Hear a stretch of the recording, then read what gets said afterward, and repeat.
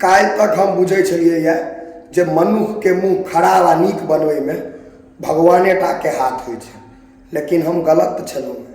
किएकि आब धरती पर किछु भगवान भगवती सब आबि गेलखिन हेँ जे मनुष्यके मुँहके आकारे बदलि दै छै। मतलब डेंटिंग पेंटिंग अलाय बलाय कऽ कऽ तेहन चमका देत जे अहाँ क्षुब्ध रहि जाय। अरे वो ब्यूटिशियन ब्यूटी पार्लर वाली सब नहीं होइ छै, वो सब साक्षात भगवान छै।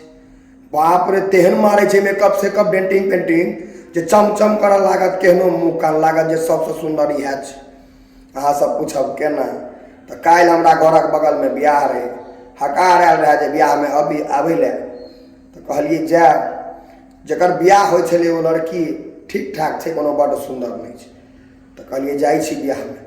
वो लड़की जहन जयमाल कालमे स्टेज पर एलै, दिन सगना दा गाना बजैता चुनरीके तौरमे हमरा पड़ि गेल नजर। हम देख कऽ रहि गेलहुँ दंग क्षुब्ध, किएकि मेकअप कऽ कऽ ओकरा ओ जेहन रहै ने ओहिसँ 500 बड़ सुन्दर बना देलकै। एकदम बुझियौ जे बुझाइ जे ओकरा एहन कोइ छैहे नहि। लाइटो बंद करितै तऽ चमकऽ लगितै ओ। हम कहलिए बाह रे ब्यूटिशियन मेकअप आर्टिस्ट सब, तू सब तऽ भगवान छै। हमरा मोन भेल जे चरण स्पर्श करिए ओकर सबके, जे धोखा दैमे तू एक नंबर पर छै, एहन धोखा कोई नहीं दऽ सकैए। बताओ लड़का संगे केहन धोखा भेलै।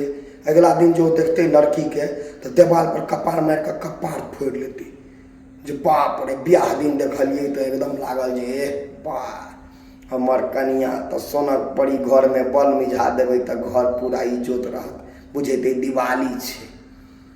लेकिन अगला दिन जे देखते आ सच्चाइसँ वाकिफ हेतै, पता नहीं गम बर्दाश्त कऽ पेतै कि नहीं कऽ पेतै लड़का।